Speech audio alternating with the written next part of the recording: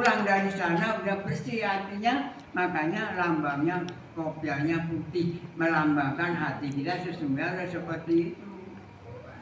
Putih seperti itu. Saya jelasnya setelah saya pulang dari sana, saya ke apa, dibuka satu persatu, itu penjelasannya saya kan berarti ini ya kalau kita pulang dari sana, kopiah putih itu berarti membersihkan, menandakan bahwa hati kita sudah bersih. Yang tadinya pelit, nggak jadi pelit.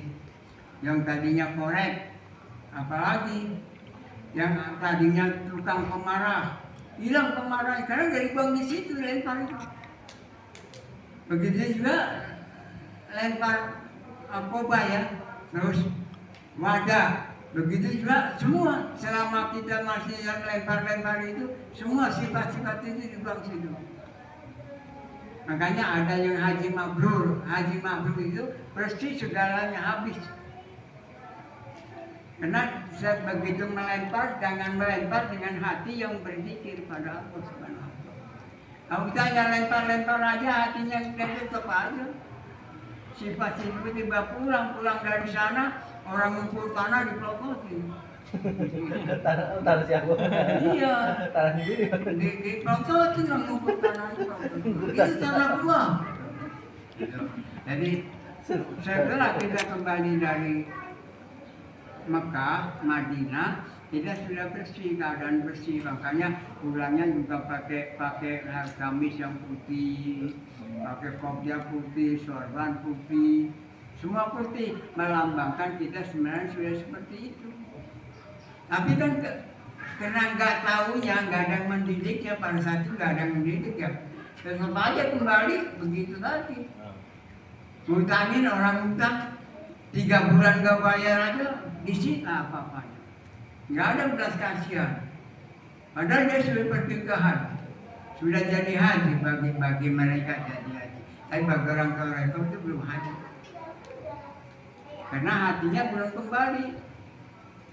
Kalau kata Abah Nom, yang menjadi haji itulah yang hatinya sudah kembali kepada Allah Subhanahu wa Ta'ala melalui talqin. Kalau orang sudah talqin itu sudah jadi haji. Bukan kalau kita punya uang, ada kesempatan pergi ke sana. Sampai sekarang diucapkan sama Abah kalau seperti itu. Gitu bahasanya gitu. Iya. Sama. Sama persisnya. Iya, jadi bukan ngarang, bukan. Ucapan dari turun menurun. Bukan ngarang. Bukan nambah-nambahin tuh apa? Ya enggak. Bukan nambah-nambahin, sudah seperti itu. Jadi talqin itu bukan nganter jenazahnya, nganter hatinya, kolbunya diantar usul kepada Allah Subhanahu wa Ta'ala. Itu talqin. Nah, kalau orang sudah talqin jangan mengharapkan mati, jangan nyebutin mati. Karena tidak akan mati. Yang mati orang yang belum talqin. Kalau orang belum talqin bakalan mati, tapi kalau sudah talqin sudah mempunyai jalannya khusus, amalannya khusus, kendaraannya khusus, tempatnya khusus, semuanya khusus.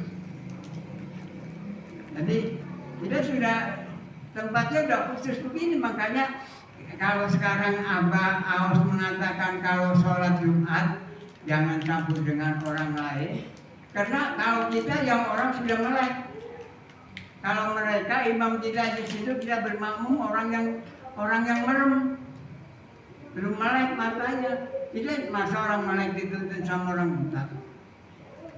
Makanya bikin grup sendiri yang sama-sama sudah melek nuntun. Kalau orang melek nuntun kan nggak akan disasar.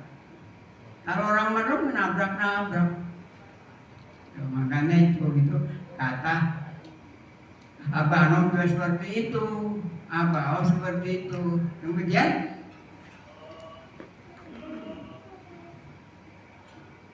kita sekarang motong. Sekarang lagi musimnya korban. Ini yang terakhir apa udah akhir kemarin? Itu sifat-sifat yang ada di kita dipotong. Kita kurban, motong sapi sudah itu. Kita ya bangganya, sapi saya 10 ton. Bangga kali nggak ngerti. Buat apa tuh 10 ton? Dia akan sampai kepada Allah kalau tidak ada ini. Makanya harus niatnya, saya memotong kambing ini, saya memotong sifat kambing-kambing yang ada di sini. Kambing kan sakat, nggak tahu itu tanaman siapa, dimakan aja. Itu juga yang masih seperti itu. Makanya masih raka. Jatah orang gambil. Lu tar aja buat dulu. Tuh. Masih banyak seperti itu. Padahal sudah ke Mekah, sudah ke Madinah, artinya sudah menaikkan ibadah itu. Tapi karena tidak ada pendidikan sebelumnya, ya kembali dari dulu aja. Saka, sirik, pidik, dengki, masih ada. Orang pulang dari Mekah, nagih kontrakan belum ada. Apain lu? Kalau enggak mau keluar dari kontrakanmu.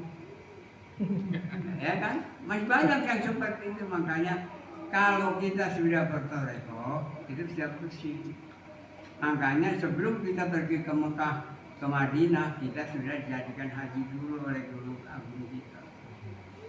Dengan apa? Dengan takdir la ilaha illallah. Ditakdirkan. Nah, waktu kita di wukuf di Padang Arafah ini, cuma ini aja gitu. Nggak ada apa diucapan, kita sa'i juga lari-lari. Nggak ada yang diucapan, ya itu aja selalu itu kalau orang toreko. Jadi mulutnya mah kata apa, mulutnya jahit. Jadi bukan kata abao saja, dari abano seperti itu. Jadi semua toreko begitu. Jadi kita motong hewan, saya tidak semata-mata motong hewan, tapi saya memotong sifat-sifat kehewanan yang ada di bawah, tidak potong itu. Dari potong satu, potong lagi. Habis dipotongin kan bersih. Nah itulah kalau di toreko berhaji seperti itu. Jadi apa yang diucapkan oleh guru kita itu selalu benar, nggak ada yang abal-abal. Jadi makanya saya aku yakin apa yang disampaikan oleh guru kita saya selalu sampaikan. Contoh, dia bilang kalau zikir subuh sampai isya,